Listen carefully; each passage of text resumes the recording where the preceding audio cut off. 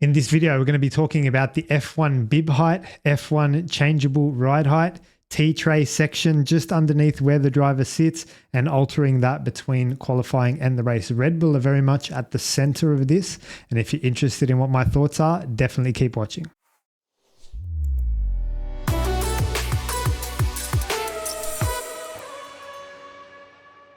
All right, so let me set the table here, a little bit of housekeeping and a little bit of context. We are talking about the part of the floor that is not the back, not the diffuser, not where the floor and all that jazz at the back is. We're talking about the midsection here, underneath where the driver sits, and this is often referred to as the T-tray or the bib. So a bit of context again, what's been happening. So the allegation is that one of the teams has been running this a certain height or at a certain level for qualifying. And obviously when the car's much lighter, then there's less load going on that. So you can run it a little bit lower and then undoing or reversing that for the race. So making a change between qualifying and the race. Now, according to Parc Fermé conditions, this is illegal. You are not allowed to be doing this.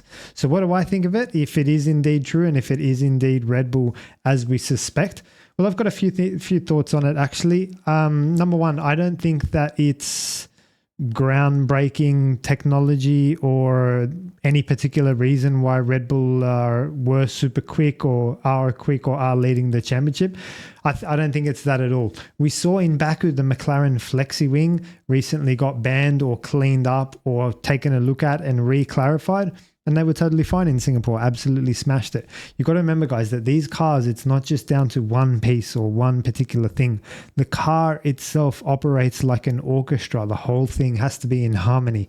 Every single part has to talk to the following part as the air flows across the front wing, around the sides, over the driver's head, around the side pods, down to the diffuser, the rear wing, and that's just from the aerodynamic standpoint. Then you've got all the vehicle dynamic standpoint as well. So weight distribution, roll center, pitch, ride height, center of gravity, suspension settings, wheels, dampers, tire pressures. All of these things are the vehicle dynamic section in addition to the aerodynamics. So as you can see, there's a big picture here, right? The whole thing has to work as one complete universe and orchestra. I don't think you can just take one thing off the car as detail as changing something between qualifying and a race, and then we're going to see a massive difference. That's point number one. Number two, I haven't seen one of the Red Bulls take an amazingly blinding pole position lately and then sink in the race. And you guys correct me if I'm wrong in the comments, but sink in the race and lose performance or show a massive showing of performance in qualifying and then, have that fall away during the race. I haven't seen that happen yet, and that's what you'd be expecting to happen if this was such a big deal, such an important thing. So I haven't seen that, and I don't think it's something to worry about moving into Austin this weekend. I think what's going to be more important is what is the work that Red Bull have done in the last 3 or 4 weeks, the break, what new parts are they going to be adding to the car in order to take the performance from where it currently is up to McLaren and bring the fight to McLaren. For more context, I think the championship chances are slightly in McLaren and Lando's favor. If they can cross the T's and dot the I's, I think Lando can score enough points. And in the past 8 races, Max has only finished second 3 times. So you've got to remember that as well. He's scoring like 4th, 5th, 6th, and the occasional 2nd, and then back to his 4th, 5th, and 6th. I think that's what's more likely to play out unless Red Bull have actually found something and turned it around. So will this help their chances? No, it's not going to help, but I don't think it's going to hinder too much either. I think the forward movement and forward development of that car is ultimately what's going to determine whether or not they can continue to fight for this championship. So should we be calling Red Bull cheats? No. I mean, teams interpret the rules in many different ways. That's part of their job, is to have someone to read the rules and say, okay, here's what it says, but could it be applied in this way, or could we try and do this?